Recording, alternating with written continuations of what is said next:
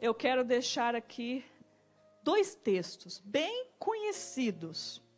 Primeiro se encontra em Salmos, capítulo 40, no versículo 1. Alguns já até conhecem de cor esse versículo, né? Vamos esperar todos encontrarem. Amém? Todos já encontraram? Salmos, capítulo 40, no versículo 1.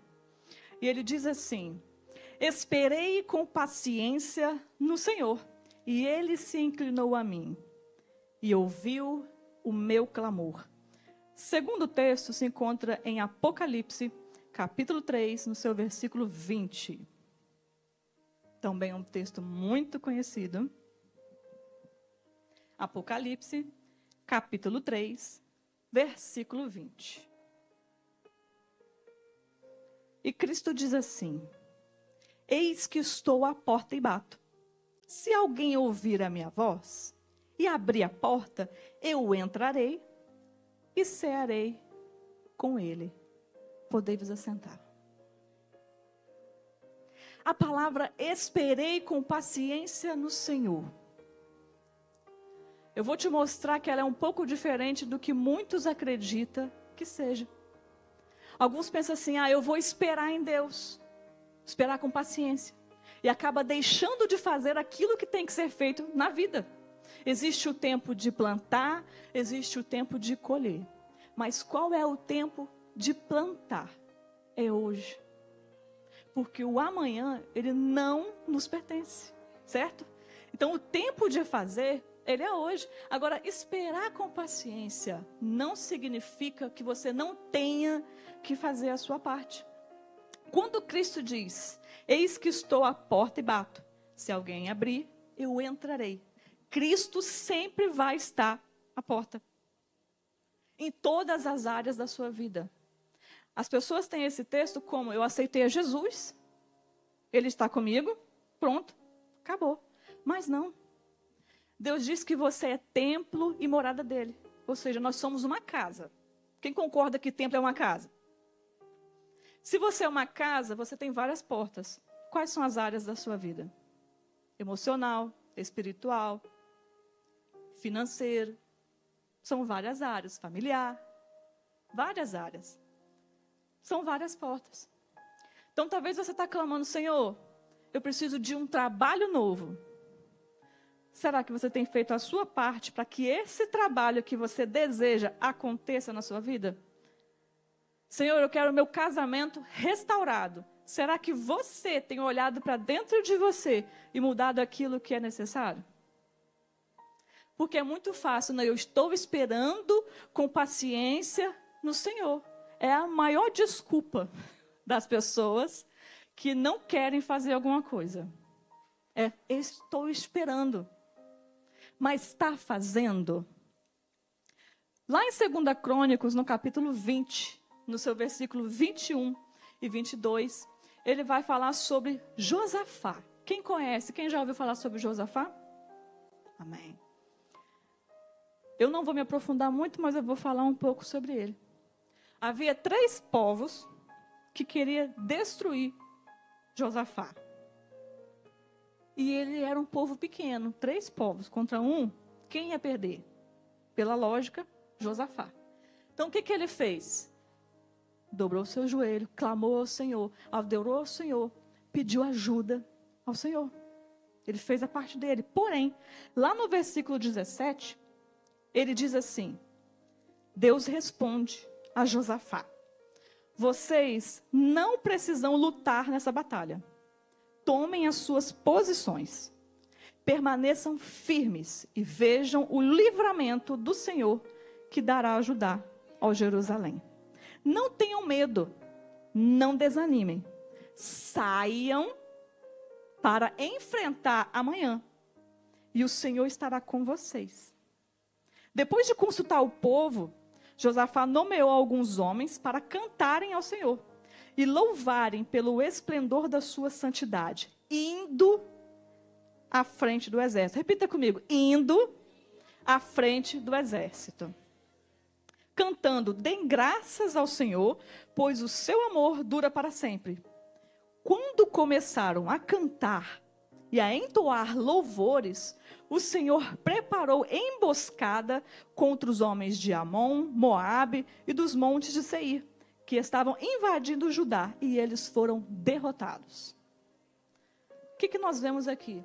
Ele clamou, o Senhor disse: eu vou estar com você, eu vou contigo, eu vou te dar a vitória, mas você vai para a guerra. Você vai ter que ir para a guerra. Ou seja, ele esperou você confiar e acreditar que no tempo certo ele fará você receber a sua vitória. Ele estará com você no tempo certo, mas não significa que você não terá que guerrear.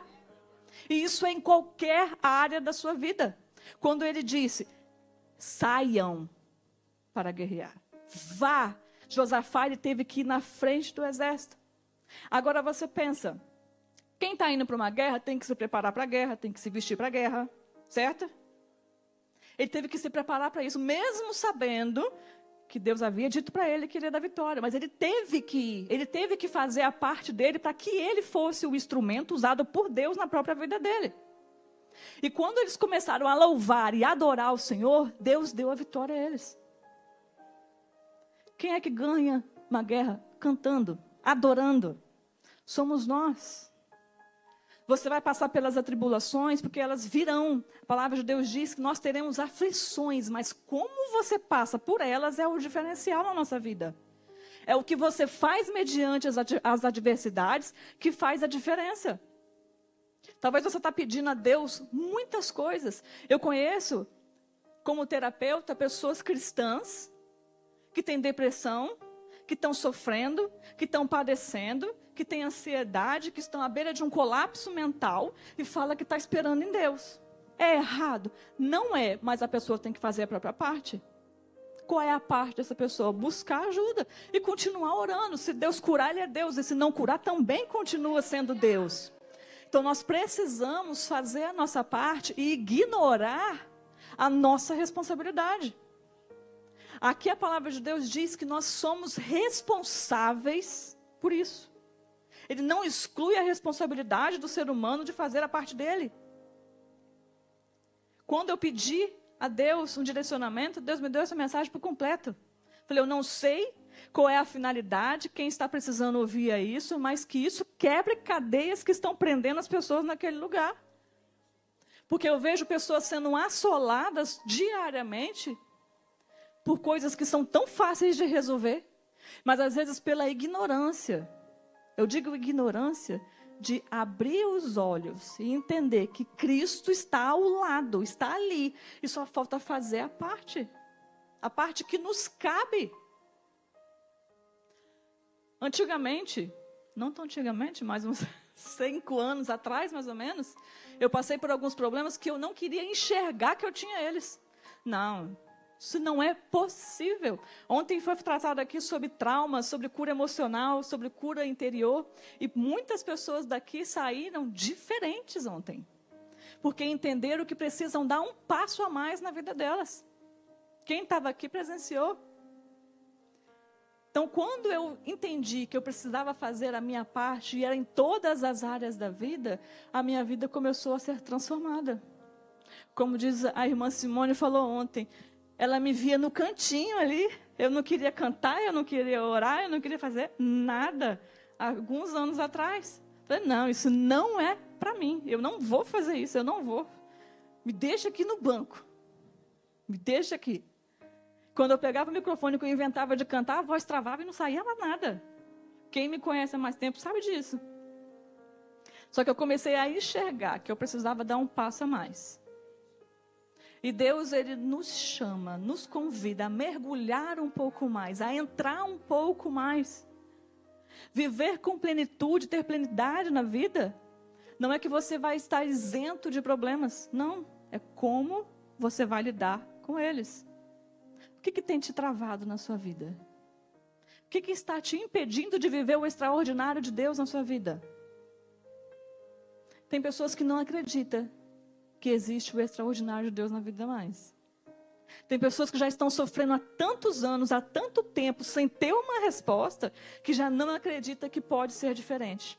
Já não acredita que algo novo pode acontecer na vida. Eu nasci para sofrer. Alguém já deve ter ouvido alguém falar isso. Eu nasci para sofrer.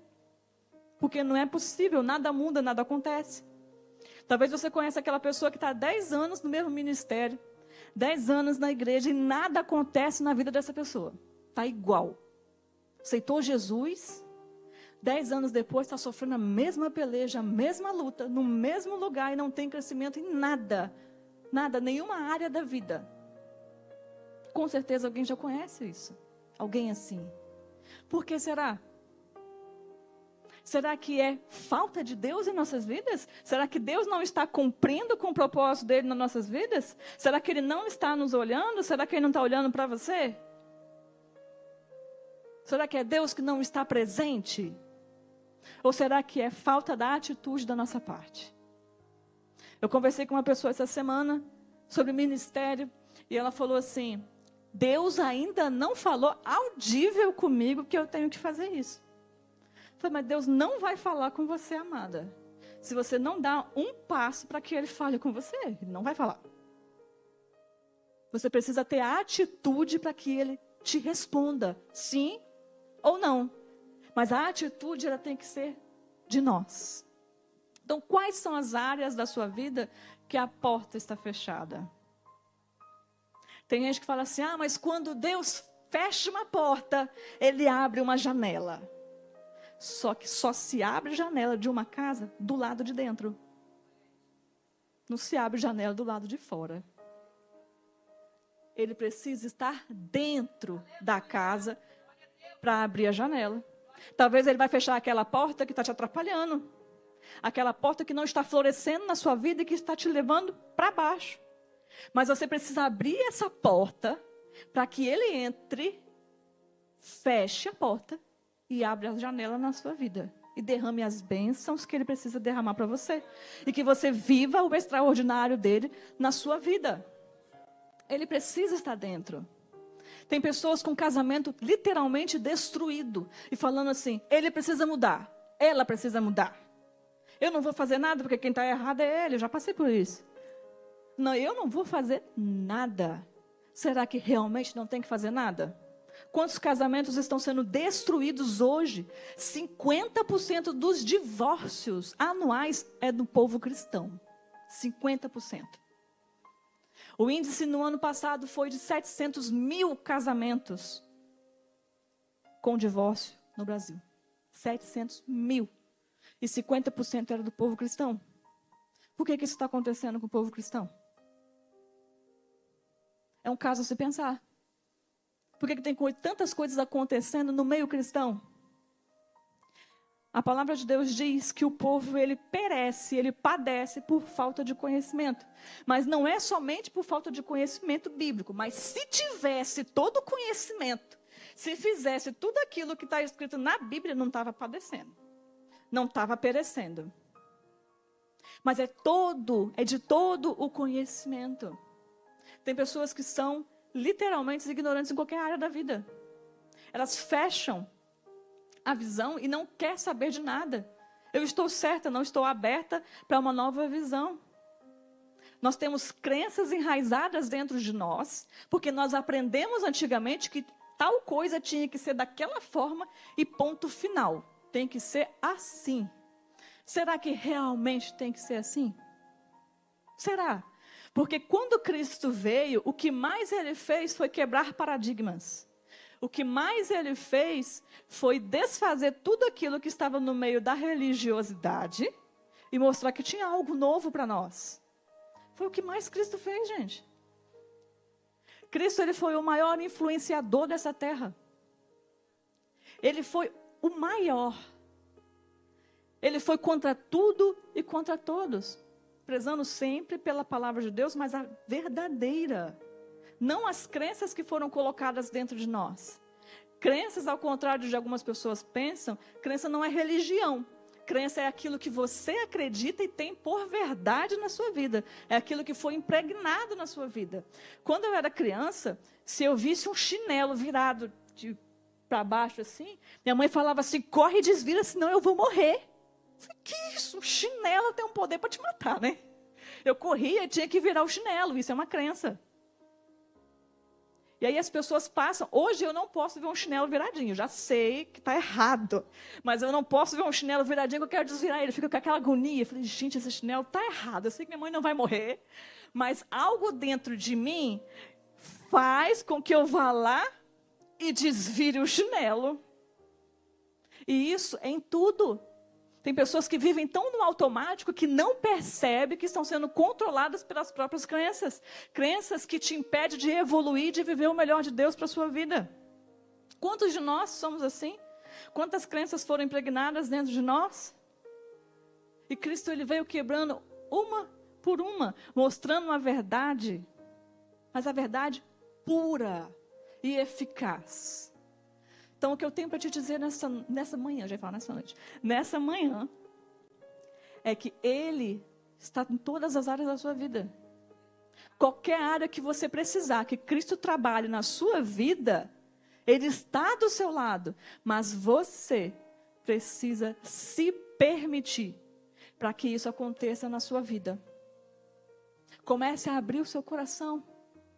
Ontem aqui na conferência nós vimos quantas pessoas que carregam traumas dentro delas, que impedem de viver o melhor de Deus. Pessoas que estão tão enraizadas na dor delas, que não conseguem se abrir para falar nem da dor. Elas preferiram ocultar a dor e viver com a dor ali dentro, do que ser curado.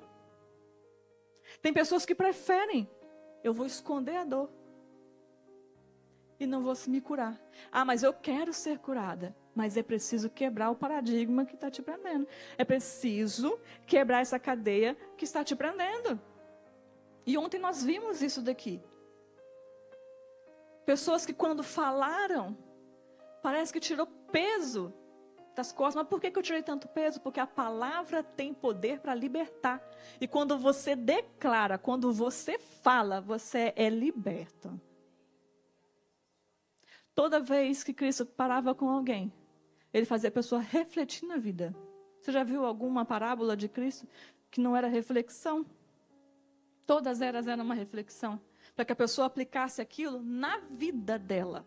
Na própria história. Porque cada um tem a sua história, que eu não sei a história de todo mundo.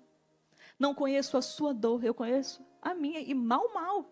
Porque ontem nós vimos aqui também pessoas que simplesmente a mente ocultou a vida dos 4 anos de idade até os 15, a pessoa não lembrava mais nada por causa da dor. A dor apagou a memória da cabeça da pessoa. Quando Cristo disse que vai lançar todos os pecados no mar do esquecimento, tudo no mar do esquecimento, as pessoas pegam esse versículo e falam assim, não, todo o meu passado ficou para trás. O meu passado não importa mais, eu não quero falar dele, porque eu quero viver uma nova história. Mas eu estou aqui para te dizer que toda vez que você oculta a sua história, você está prendendo o seu passado na sua vida. Você está carregando ele e não se libertando dele. Será que você quer viver do seu passado? Tem pessoas presas na depressão. O que é uma depressão? É excesso de passado. A pessoa está presa no passado. Presa nas raízes que a maltrataram ela. Presa na dor. Isso é depressão. A pessoa está presa na dor. E não é brincadeira. A pessoa precisa se libertar. Precisa. Então, que hoje você possa ir para casa pensando o que eu posso fazer para mudar a minha história.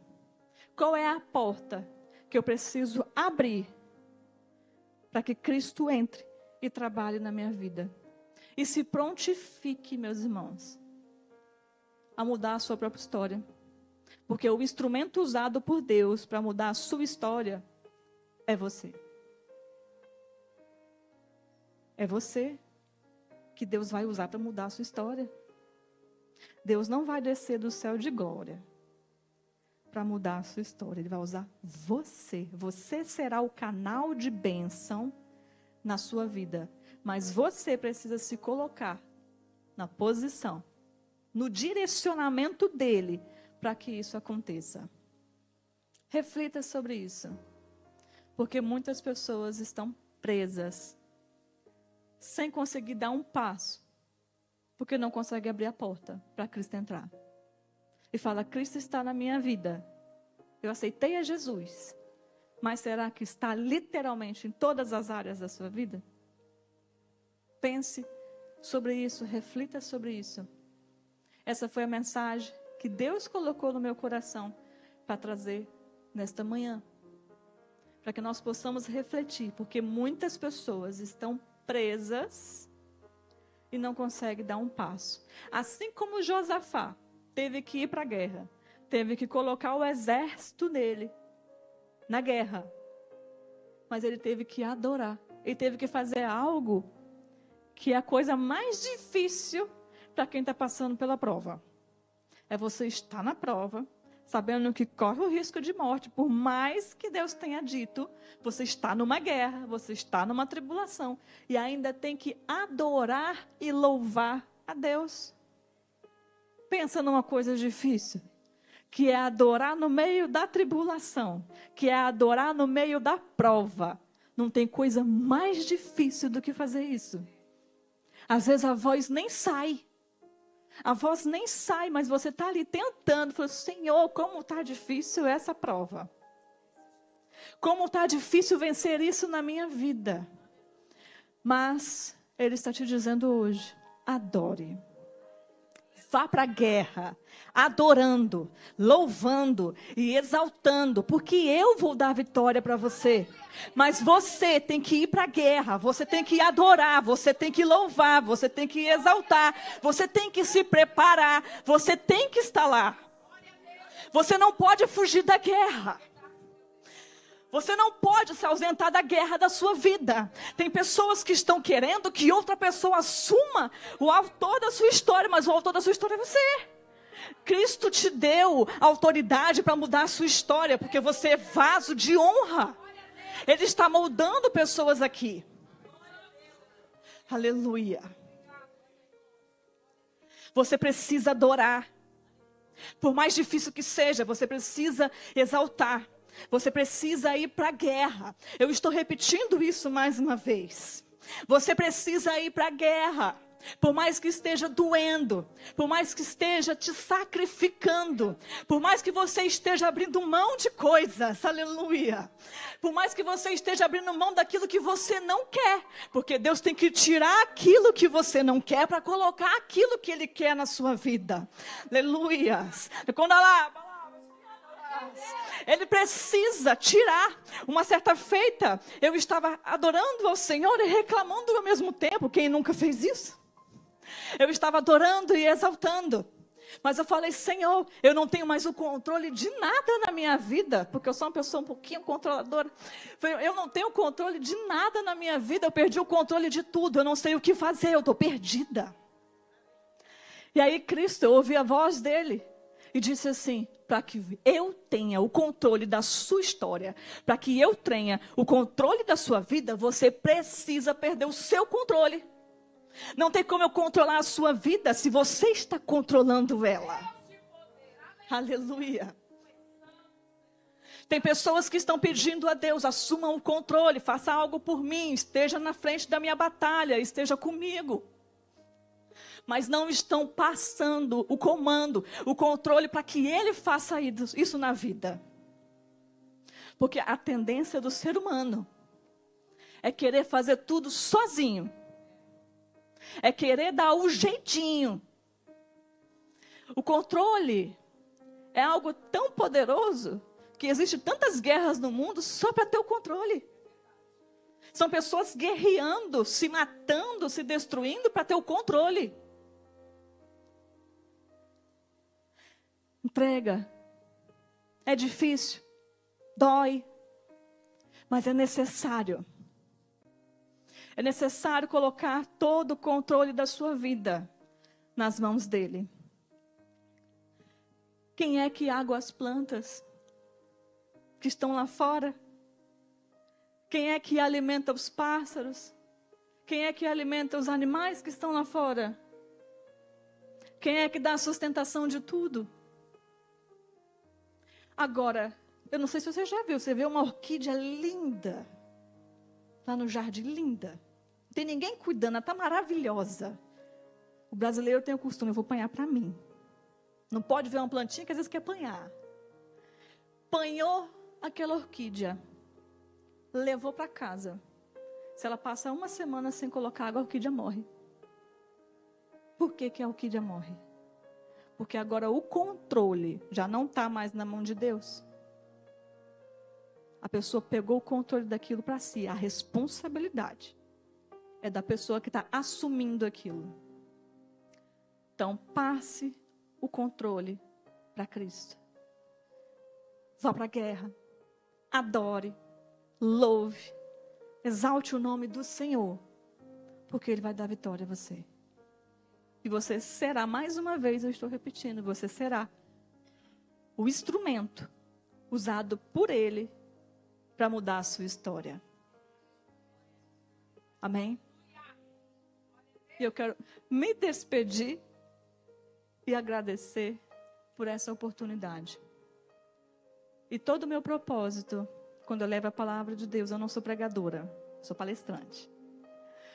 Quando eu levo a mensagem de Deus, mesmo como palestrante, é que vidas sejam impactadas e transformadas.